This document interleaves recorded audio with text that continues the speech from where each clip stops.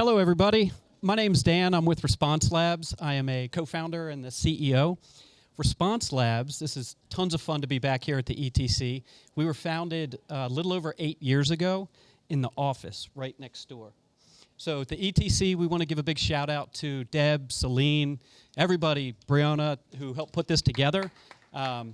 This is fun. It's been fun to watch the ETC kind of take over Baltimore Innovation Week with the various partners. This is new. The live streaming, anybody that's watching, that's fantastic.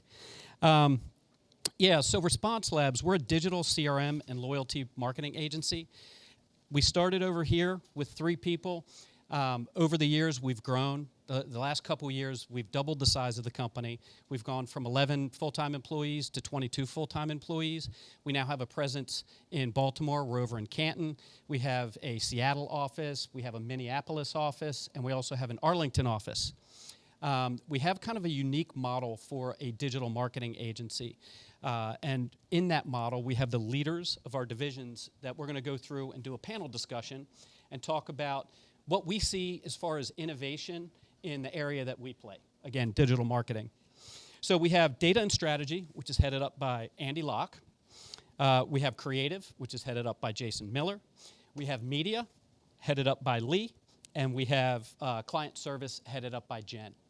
We're going to go in depth into each of those divisions and how those divisions work to go deep with their knowledge and skill set, but also broad to work across all of the divisions to produce the work that we produce for our clients. On the innovation side, when we were looking at the Baltimore Innovation Week for this year, I wanted to think about how have we innovated since last year and the year before, because we kind of play a role in Baltimore Innovation Week each year. Over the past year, we launched 2 new divisions. We launched the media division with Lee and the creative division with Jason. That was done largely because our clients asked us to do it. As a digital marketing agency that is very steeped in data, a lot of times our clients want us to work as fast as we're normally working, but they have a challenge with getting the creative done fast enough. Or an existing traditional media company that places radio spots and TV spots isn't able to really work fast enough to keep up with the data-driven place that we work. So we stood up those 2 divisions, and that's been serving really well for our clients and positioning us well for growth in the future. So today we're gonna go through. It's gonna be a panel format, and we're gonna focus on some key areas that we look at when running the company, which is continuous education. Super important for us to stay in front for ourselves, to be the best that we can be, and also to educate our clients along the way. Collaboration, again, both internal and external. Optimization and testing. When you live in a data-based world like we do, you have to always be testing and optimizing your campaigns. And continuous refinement of the AI, the technology, everything that goes into it, again, to deliver the best results that we can for our clients.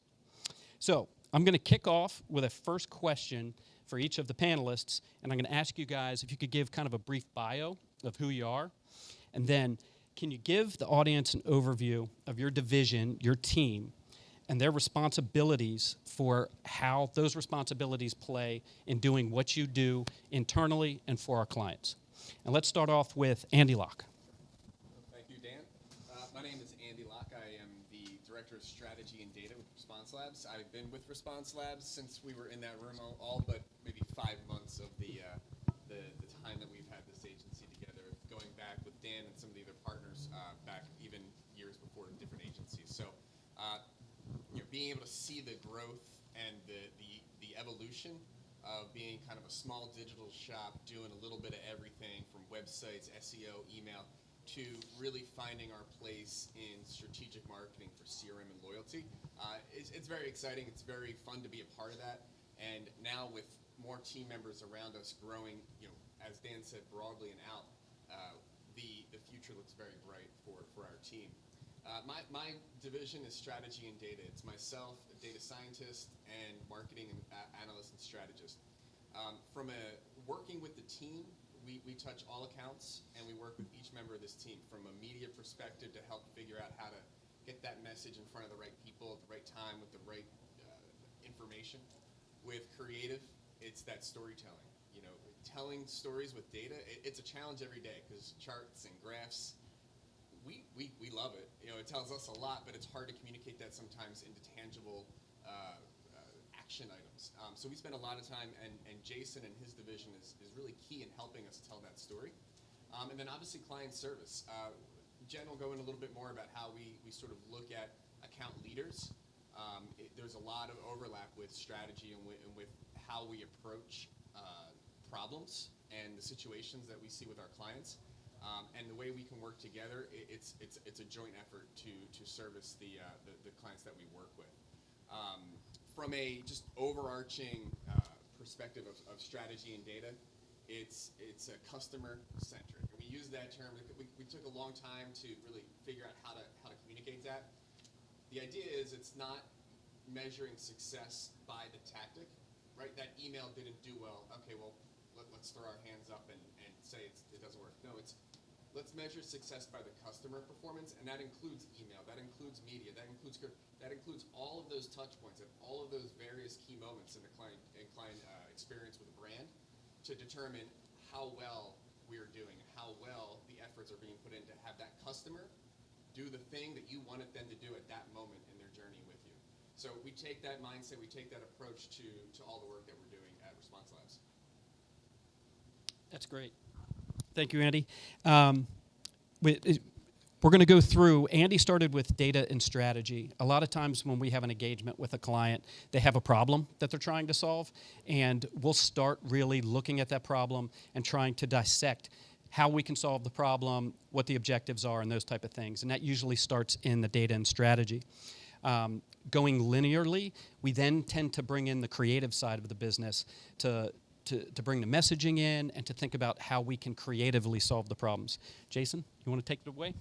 Absolutely. So Jason Miller, Creative Director at Response Labs.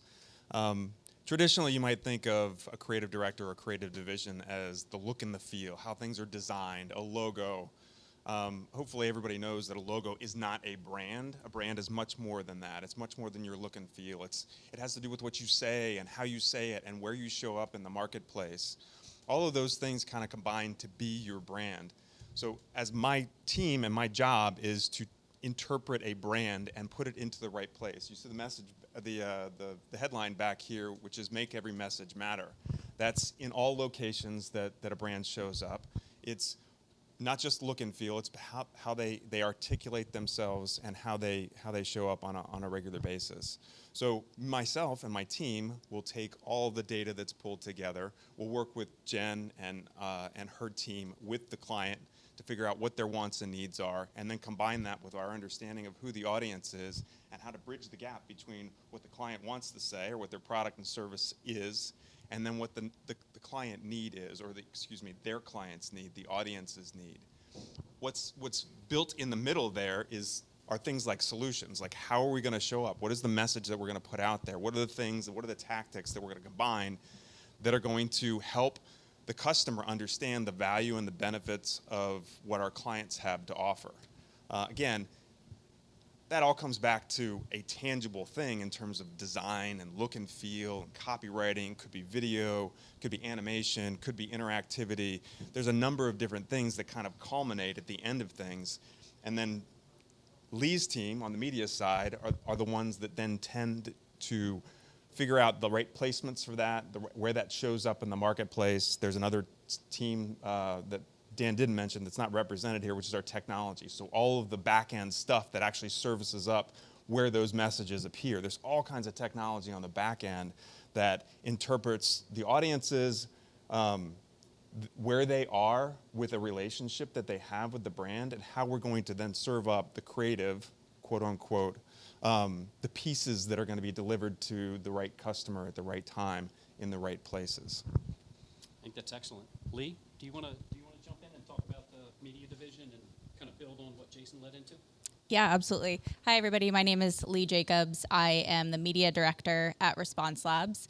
I have spent my career in media planning and buying. So when that comes to the Response Labs world, if you will, we've talked about data and we've talked about creative. So it's my team's job to actually put those concepts into action. We decide where to invest in terms of what channels we think that our target audience, or our clients' target audience rather, is most likely to engage with. We also manipulate the targeting with different parameters that are available to us within these sort of modes of activation within paid media, using insights from Andy's team about learnings from our customer CRM, telling us who the customer is, telling us who to go after. And of course, tying that all in with Jason's team, we make sure that we're serving the best message to the right customer in the right place and even at the right time. So there are a lot of sort of levers that my team manipulates, essentially to make sure that we are effectively positioning our clients' brands in front of the consumers, existing consumers, or folks that we are trying to convert to become consumers on behalf of our clients. That's great. Jen, do you want to pick up and talk about the client service team? I purposely wanted to put you last because, no problem. Yeah, I purposely wanted to have you go last because your team is instrumental across the whole kind of ecosystem of everything we do. We make sure they get it all done. Yes, and you make every message matter. Yeah, we sure do. Thanks, Dan. I'm Jen Aldinger. I'm the Director of Client Service at Response Labs, and my team has a breadth of knowledge across all of our clients. I joke that my job and their job is to get everything done, and that's not too far from the truth, but the way that we do that, I think at our company is a little bit unique. So I started my career in the advertising world at an agency out of Kansas City, about a 350-person shop, and we were full service. So we did everything from TV buys, TV commercials. Is this on? Yep. Her mic's not on. Make sure your mic's on. I missed all of the good things that I said. Just start over. Got it. One more time. One more. Even the people live stream could hear you. Yeah, I know, right? Yes. Okay. So I started my career on. You now work for Epson. Oh, great. This is going well. It's okay. Client service. We keep it calm and collected, everyone. While that's being sorted out. Jen Aldinger, again, Director of Client Service at Response Labs. My team is filled with leaders on the client service side who essentially, jokingly, make sure that they get their jobs done, but we do so in a unique way. So I started my career on the agency side at a full-service 350-person agency where we did everything from classic TV commercials, buying creative, to even launching Facebook pages. So at Response Labs, we're much more niche now. We're the digital and CRM loyalty agency for our clients.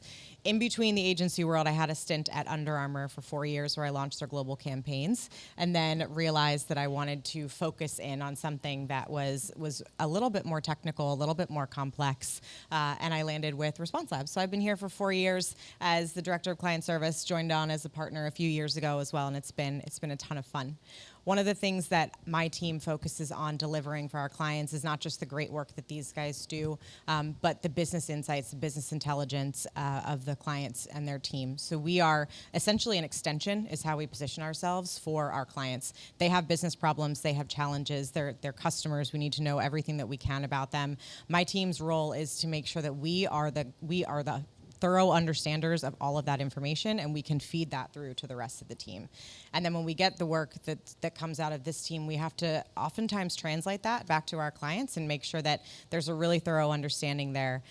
We understand how what we are doing is going to deliver on their goals, their KPIs. So there's a little bit of data analytics involved in my team. There's a little bit of media strategy involved in my team. We have to understand how we position creative. So that to say, my team sort of has to be an expert of all of the different channels, because we have to be able to speak eloquently to our clients about everything that we do as an agency, and then in turn really elevate their brand and elevate their presence in the space for their consumers. I would say that's an excellent overview. God bless you. Thank you. Did you want me to do that again? Or No, we got you the second time. Great.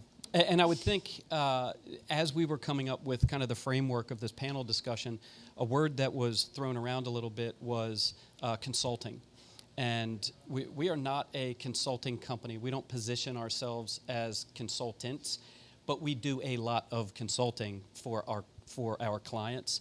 And I think your client service team does a ton of that. Like when you say we do a little bit of analytics and a little bit of this, I think you do a lot of those, and you go deep in those various areas, which is great. And that's part of kind of the secret sauce of how Response Labs and our team works in this fast-paced, data-driven environment that we work in.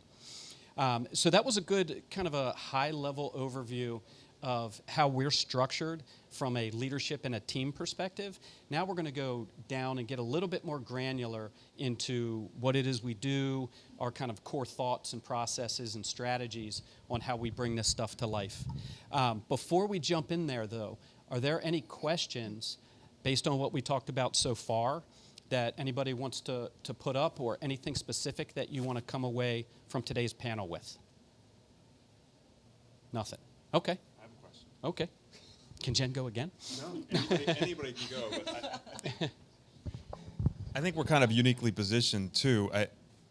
We didn't get to it, but the nature of our business, Response and Labs, has two very distinct things, and you heard it come out from several of us.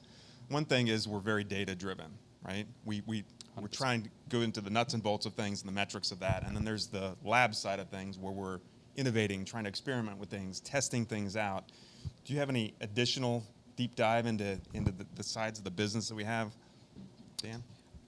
Absolutely. And I'd say your position in the company, relatively new, heading up our creative, has been brought out by that on the lab side of the business. When we're working with data and we're working with segmentation and clusters, and we're able to put messaging in front of those people wherever they are digitally, so whether it's display ads when they're looking at a website, or they're listening to a podcast, or they're streaming some music, and we're able to get in front of them, that changes the game a lot of ways for digital marketers. It's not just create a banner ad and create a skyscraper and put it out there on Google and it's going to hit a ton of people. You tend to become very, very focused, razor sharp focused in what your messaging needs to be. And when you start to talk about testing, you really have to get into the innovation and think about, what am I testing, why am I testing that, and how do those ladder up to the different marketing objectives that we have. Also on the lab side of the business and the response side of the business is Lee's division. Lee's division, again, runs media. We are a trade desk partner. Is anybody here familiar with the trade desk? Okay, trade desk. I'm going to let Lee talk about the trade desk in a second. But the trade desk is a leading programmatic ad platform that allows us to target our clients' customers and lookalike audiences wherever they are digitally. So again, podcasts, display ads, over-the-top TV. If you're streaming something on Netflix or Hulu, we can put ads there in front of you. On the response side of our business, that is where marketing, it's not where it's going, it's where it is today. Like, that's where the leading marketers are spending their marketing dollars.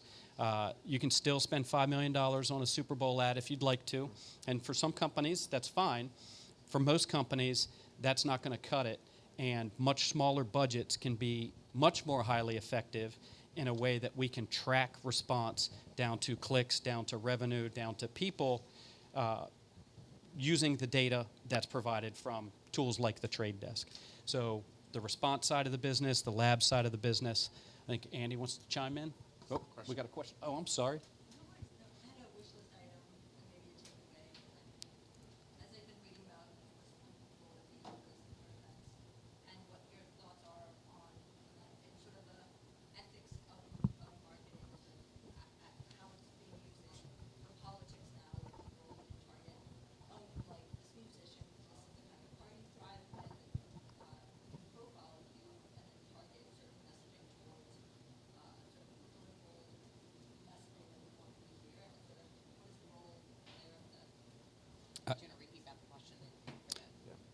Yeah. So thank you. No. It's funny. That was like you teed it up for me, because I was going to turn it over to Andy, and my short bullets talk about cookies, privacy, and ethics. Right. So your question was around ethics and how we approach using the data that we have available to us with our clients to be able to put what we think the right messaging is in front of the right people at the right time. Is that a good summary? You want to understand what our thought process is there?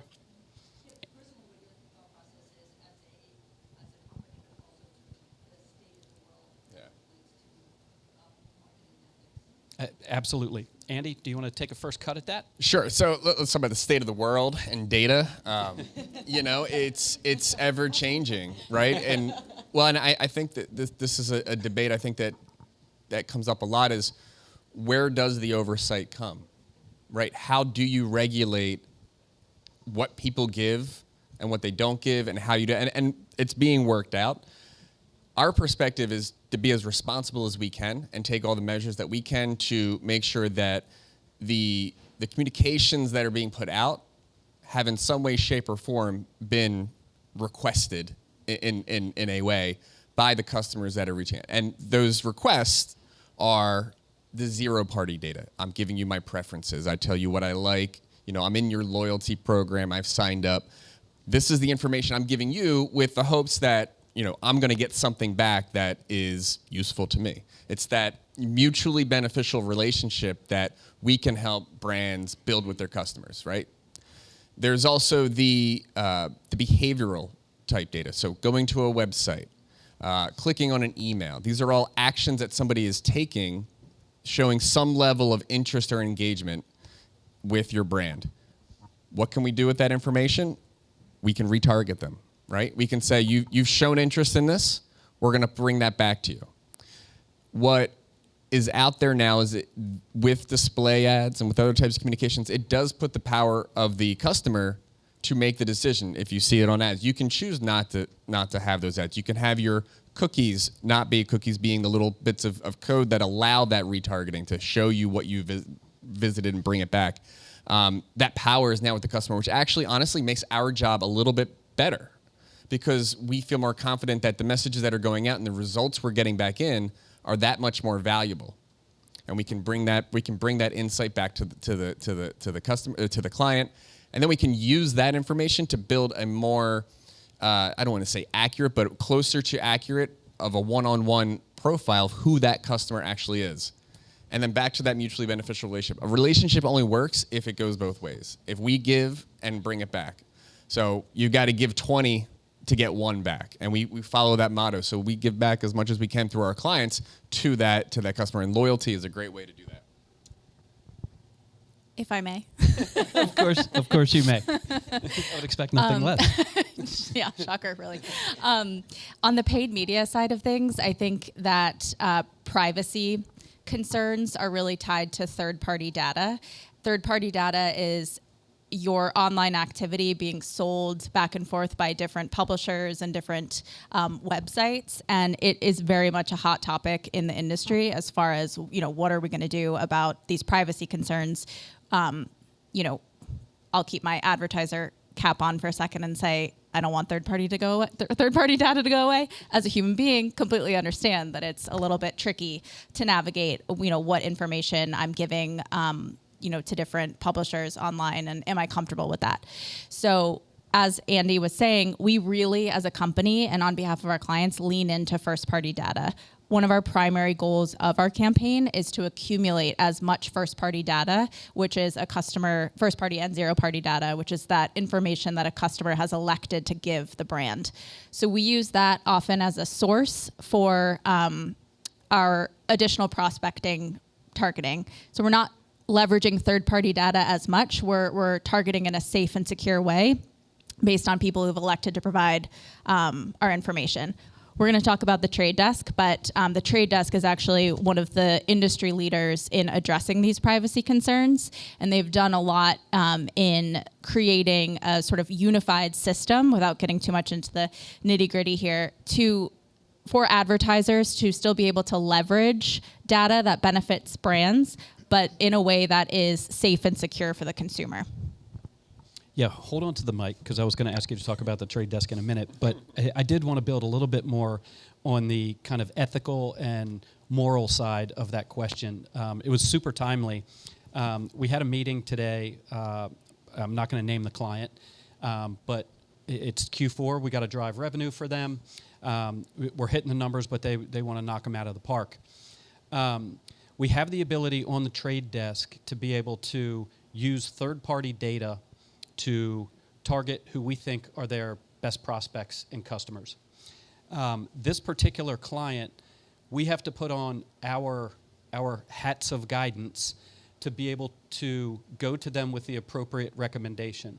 There are some third-party data sources that we have access to, and it's completely legal at this time. There's no policy against us using this data, but it may cross a line with what we think the consumers will be comfortable with being targeted on. And we may not bring that to the client. Like, we'll educate the client and say, this is here and it's available, but we don't recommend using it because we feel it crosses a line of using data ethically in advertising. So you have your government, you have your organizations, your IABs, you have all of these groups that are talking about this. They're putting policy together. They're trying to get policy enforced, and that's great, and the industry does need that. And then you have groups like this who are at the forefront of it, who are hopefully having the ethical discussions and making morally appropriate decisions to recommend to our clients what it is they should do. So that's a big part, I think, in where we're at today, because we're out in front today. So, yeah. Dan, just to not to put you on the spot, but can you provide an example of the type of data that we feel would be crossing the line, just to kind of paint that picture? And I just put you on the spot. Yeah, no, that's fine. I have the one that I'm not going to name because you could easily track that back to our client. Don't want to do that. Yeah, so as part of the trade desk, Lee will go into this more, but we have some 300 and some data overlays, and some of those overlays are location-based. So we can, and also app-based, which are pretty cool things. Location-based, we can target consumers that went to, let's say, Starbucks, and we can pick a geographic region and say, okay, all of the people that went to Starbucks in the Washington, D.C. area. You can extrapolate that to other stores, which may cross over to areas where you may not want to go into that. Healthcare. If you put a healthcare hat on and you start thinking about targeting people maybe that went to LabCorp, you're probably getting into a little bit of a gray area. Also, apps. There are some apps that we can target on the trade desk that can go sideways real quick. We'll just leave it there. Yeah. The last thing I want to say, because we all can't help ourselves, clearly, is I was actually going to answer for Jason. We hope that in collecting as much first-party and zero-party data as we can from our clients' customers, that the message that we can then tailor in response to what we know about them serves up an ad or a campaign or something that is super relevant to them. So there's less of a dismissiveness. There's less of a, why am I seeing this? This is crossing a line. It's more so, I actually raised my hand for this. Now it's a little bit helpful that this is happening to appear in my feed because I was looking for it. So I think that's the beauty of tying the data, the placement, and the message together, because you deliver something that the customer finds very, very useful. Jason wants to go too. Yeah, no, I gotta get my say in. I think if I were to boil it down, and one of the things that I like to do as part of a creative is kind of synthesize it down. I think what's really important is the second that it becomes a political issue and you're getting an ad that you don't want or that you feel icky about, we use that term, it's the wrong message to you, which makes it not the right message at not the right time and not the right place.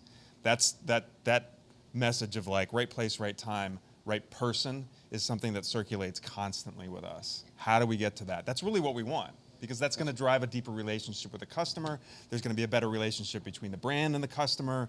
The messaging is going to be more effective. It's just going to deepen that relationship. Yeah, I agree. We've talked a lot about the trade desk. I did probably a not so great job. Lee, can you go in a little bit into more detail about, I guess, programmatic at a high level, and then what the trade desk brings to the table that's unique and makes them a leader? Yeah, absolutely. So any successful paid media campaign involves investing in channels that cover inventory of where your client is likely to be. So finding your your customers' potential digital footprint and ensuring that your clients' ads are appearing within that digital footprint. So we have Google Ads, which covers paid search. We have and display and many other placements. We have Meta. We have Instagram under the umbrella of Meta. The trade desk is another mode of activation for paid media that covers a lot of other inventory across the open internet. Programmatic media buying is automated bidding on ad placements. So the trade desk leverages AI to purchase inventory that is most relevant based on the parameters that you've set within your campaign. So I do want to clarify, there's always human decision-making involved here. AI is not taking my job. The trade desk is a leader in the industry, I've mentioned, certainly with privacy, but also as far as the different publisher relationships that they have and the inventory that they give us access to as advertisers. Dan mentioned streaming radio and streaming TV, our connected TV over the top. There's a lot of online video inventory there. And it's really about gaining not only access to that inventory, but also efficient access to that inventory. You're all into stats, like stats of channels and all of that. Now I'm going to put you on the spot. We get to put each other on the spot. Linear TV, from an advertising perspective, is not as popular as it once was. It's being passed. Can you talk a little bit about that and what's passing linear TV and what linear TV is? Yeah, absolutely. So linear TV versus streaming TV is going to be cable versus your Hulu or your Roku, those advertisements that you're seeing there. The streaming TV placements are purchased digitally. Linear TV is still purchased going through different network partners or just the networks themselves. The reason that there's been a massive shift, or one of the reasons that there's been a massive shift toward digital media buying and away from those more traditional placements like billboards or even broadcast radio, linear TV. Those placements, those channels are less trackable and they're less optimizable. And quite frankly, they're extremely expensive. So if you have a certain media budget and you're trying to decide where to invest across all the inventory that exists across a potential customer's consumer digital footprint, it's hard to rationalize, one big Super Bowl ad. I mean, that could be your entire budget. And it doesn't have to be the Super Bowl, that's just an example.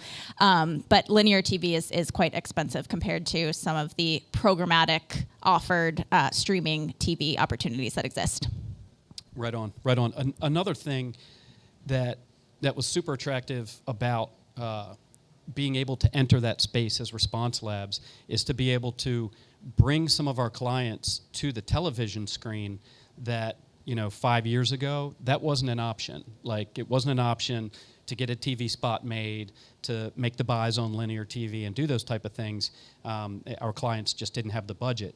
Now, our clients do have the budget, and videos changed. It doesn't always have to be a 30-second polished spot done by a giant agency. There's a lot more demand for kind of that rougher, easy-cut, TikTok type of video that's out there. So that was just another trend that became super beneficial to us. So thank you for that. Hopefully we have a better understanding of programmatic and how we're able to get messages across all the channels. Andy, one of the things that you work with a lot of our clients on that is, it's a great concept, which is, it's the concept of key moments for the consumer. And you wrap those key moments, you plan out the key moments, you wrap them up with a plan, we execute against them. Can you go through the concept of your key moments, how they work with the different channels, and how they ladder up to making a customer do what we want them to do? Sure. So, thank you. Previously, we talked about that customer-centric model and kind of measuring the success by the campaign as a whole. When we look at the customer and their experience and journey with the brand, it's not a straight line. It's not just awareness to consideration to decision to advocacy. It's not that easy. It's chaotic. It's crazy. There's so many things vying for our attention every minute of every day from the second we wake up to the second we go to sleep. You know, we have our phones in our hands as we fall asleep, and you probably got 10 ads before you closed your eyes. Our job with our clients as a digital agency focused on CRM and loyalty, where we're trying to get as direct as possible to that customer, is to take that chaotic journey, make it linear, and work through that experience with the client to identify, as Dan said, the key moments that are most important to that brand. Now, not every brand, not every organization has the same key moments. A comment on a social post might be more important for this brand versus this other one. Thinking about buying something might be very important for a roof because it takes a long time. So all the different touches in between thinking about it and making a decision are way more important than a packaged good like getting a cup of coffee. There's not a whole lot of time to think about going and buying that coffee. So our job is to help understand the customer. We do that through a variety of ways of from the data available to us to the data we can get from other partners to really bring a profile together. This is not anything that different than other agencies do, but the way that we like to think about it, make every message matter, it's a holistic approach. We want to understand the business of our client and that experience that a brand has. If you have a truck driving down the street with your brand on it and they cut off somebody on the street, that's an experience somebody just had with your brand. If you go to the grocery store and you have a checkout person who's really nice, that's an experience. That's a key moment. Those are the kinds of things that we like to bring together for our clients and help understand how do we want to communicate with people at those various moments. And that's the strategy that we bring to the team. I want to put this in a client-friendly example because everything Andy said is perfectly on point. To put it into a real-life example, one of our clients, we learned from a data analysis that it takes a certain number of touches to convert them into a buyer. Once they buy, there's a very specific window of time where that customer can lapse or decide to walk away from the brand or not buy. We identified that down to the day. So one of the very key moments that we stand up is a touch point, a very dedicated touch point that hits them the day before, the day during, the day after, to make sure that we don't lose that customer. So I think when it comes to key moments, we identify through the data that Andy's team pulls together. We craft messages that talk about what happens at that key moment and spur action that we want, and then we use Lee's team to make sure that we have the exact placements that are readily available for that customer to act and to see the message that we want them to see at that key moment. I think that was great. Thank you both. Jason, over to you. So as Andy goes through and talks about creating lots of, figuring out the key moments, and we're touching them as on their phone, on their computer, just everywhere. There's key moments everywhere.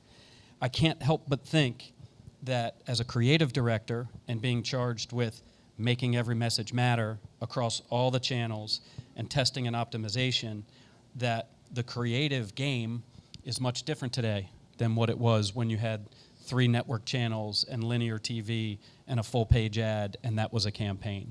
Can you talk a little bit about that and how you address it? Absolutely. So I was going to key in on something that both Andy and Jen were talking about, and that's those key moments. At that point in time, you're more likely going to have less noise around you. You're more focused on something that's happening in your life. Key moment might be, you've got a new roof, and you've been putting it off for a little while. You've been researching things, but finally you come to a point where, yes, I need to make a decision now because my roof's starting to leak. That's a key moment. Like, there is a decision point in that time where you're going to be hyper-focused on something. And we've got to create an emotional connection with the person on the other end in some way, shape, or form. It could be a fear. It could be something that's health-related, money-related. Those are the things that people are thinking about and combating in their mind and kind of wrestling with in their mind. And it's our responsibility to put the right words together that says, hey, we can solve that problem for you. We we can address that fear that you have with this particular product, service, whatever it is. Those are the words. There's also visuals that go along with it. There's a whole practice behind the creative side of things. It's like a big recipe. Everybody's been to a restaurant or you've got your own favorite recipe. There's certain ingredients that we pull together, colors, fonts, imagery, all to create a recipe for that particular customer at that time. It's all summarized sort of in the form of an ad or an email or display, but there's a lot of thinking that goes on behind it. Very deliberate thinking about how are we going to address that emotional point in time of that key moment. Those are specific key moments that we have that we can address. When you talk a little bit bigger picture, and you are a brand new brand, you're starting to advertise yourself, or you're trying to advertise a service or anything, to make this relevant for some of you guys, I think some of you are entrepreneurs, you're just getting your start, you have to introduce yourself. We've used the term relationship a couple of different times. You really still need to think about the other person that you're communicating with on the other end, developing a relationship with them. It could be prompts, asking questions. It could be things that you think they are thinking about that you're going to address in some visual form or some messaging form. You really have to pull that recipe together on behalf of the person that you're trying to develop that relationship with, and you could do that at scale, very big, and hit a lot of people at a lot of time, or you can, at any point during what do I do? Well, not like this. Go ahead. Am I talking too loud? Yeah. We're very passionate. Yes. If you can't tell, yeah. So there's a whole variety of points in time where you are having a conversation, either visually or through advertising, through brand, through something. There's communication that goes on each one of those stages, and it is our responsibility as the creative folk, in combination with all the other services and things that we offer, all the other team members that we have here, to kind of coalesce around what is going to make the biggest impact on that person on the other end and drive that relationship a little bit further. Yep, I think that was great, and it's perfect to hand it over to Jen, because I think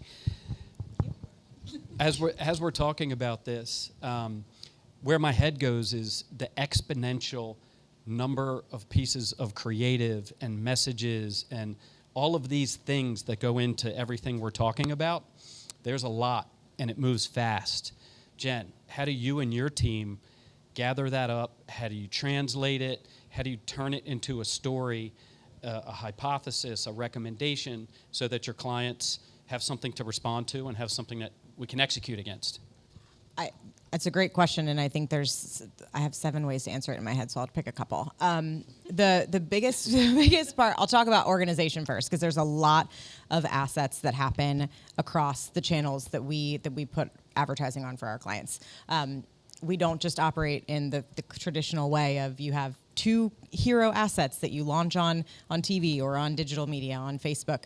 We have iterations and versions and customized ways to speak to our customers that we have to keep organized.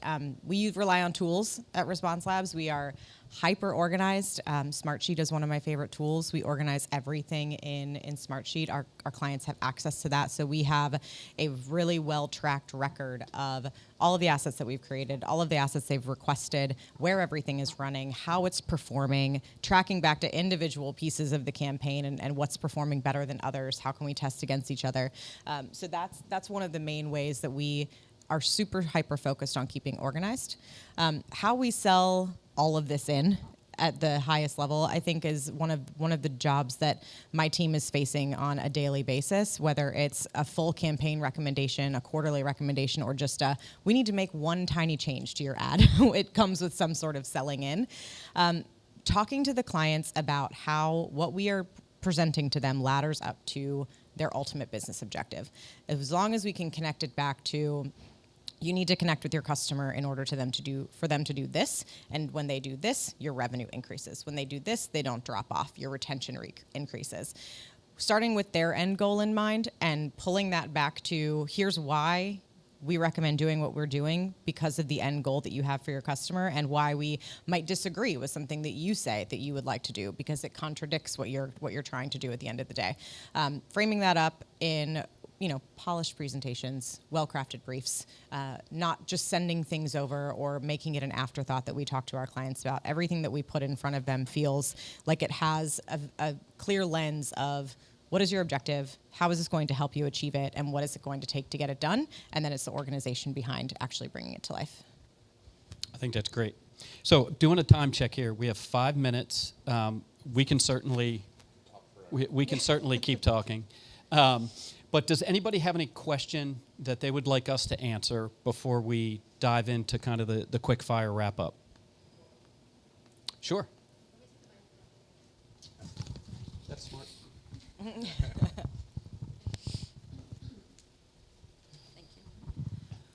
Following up on the ethical side of your business, if you come across somebody, a local politician who is highly extreme in their views, and that perhaps it may be a good business idea, but not the best ethical choice, how do you guys navigate that space? We don't do political advertising. There are companies that are dedicated to political advertising. We aren't. We don't do political advertising. We haven't been approached to do political advertising. The way that we handle those type of situations, though, if you take it outside of political, we had an opportunity. It was a non-pitch opportunity, as they say in the advertising business. We were going to be handed a relatively large client to do CRM and data and all the stuff that we do. And I packaged up all the information that we needed. I sat down with the partners, as we do with any new opportunity. We discussed what that opportunity was, and we ended up passing on it. It would have been great financially, but from a moral perspective, we decided to go the other direction. They have a tobacco product that they put into market, and we just decided, nope, that's not the direction we want to go. So hopefully that answers that question for you. Oh, sure. I just wanted to add, on behalf of our clients, we're super protective of our clients' brands, and we take every measure that's available to ensure that our clients' ads do not appear next to any sensitive content. So there are actually parameters that you can put in place on every mode of advertising activation that you can exclude to make sure that something sensitive, any sort of like suggestive content, anything like that, there are steps that we take in place to ensure that our brands, our clients rather, ads do not appear next to any content that may be of sensitive nature. Final thought. Second to final thought. When you're in a situation where your client wants you to do one thing and you don't agree, right? I think that's a common occurrence across any industry, any agency. Back it up with data. Back your rationale as to why you think this is a good idea or a bad idea up with data. Your customers in the past have responded well to this type of communication, this type of message. You can launch a small pilot. Okay, let's see what that type of message, how that would perform against one of your top performing messages. A very small amount of media money, a very specific target. You can prove yes or no with minimal damage if that will work for your client. So that's something that we will do quite often, is when we want to target a new segment, target a new audience, move into a different age demographic. We'll slice off a small piece of our buy, and we'll test into whether or not we think that's a viable option. So I think if you're put in a scenario where a client's saying, I feel very strongly about this, let's try it. Let's see, if the data doesn't say yes or no right away, prove it with some stats. Okay, before you move on, we only have time for the one last thing. How about a rapid fire? Oops. One last. Making a Yeah, so we're going to do just a rapid fire, one last thing. What is Not the good at one this. thing that you would like folks that are watching in our global audience, Yeah. Wide audience. as well as here, what's the one thing that you would like them to take away? The one thing that I would say from the client service world that I live in is there's always an opportunity for education. So I kind of just touched on that with your scenario. There's always an opportunity to teach your client something new, to educate them on why something is a superior method, why something shouldn't go the way that they want it to go, why they can't compare stats to a prior year when they really think that they should. I think that there's always an opportunity to impart your expertise, or to take what you know and what you've steeped in data and to give that to them in a way that helps them understand a little bit better. Our clients are human beings. We like to say that a lot. They have their goals, they have their pressures just like the rest of us. So putting it into terms that they understand, giving them some education, some ammo, helping to position them to their leadership team, there's always an opportunity for that. And I think that's the one thing that my team focuses a lot on doing. Awesome. Andy, what's your one thing? It's the customer. It's putting the customer first in all the decision making, whether it's charts, graphs, data, creative. Is this something that has the best interest of the customer in mind? Are you actually building a more meaningful relationship with that customer when you're putting that message or that communication out there? If not, then let's go look at another place. It's all about the customer. My one thing would be leveraging your performance data and letting it apply your future strategy in the best way possible. There seems to be, or something I've observed rather, is that there's a tendency to be overly dependent on last click attribution data, which means a purchase that is credited to the very last click of one ad. Google Ads. Google Ads, often. That's usually the example I give.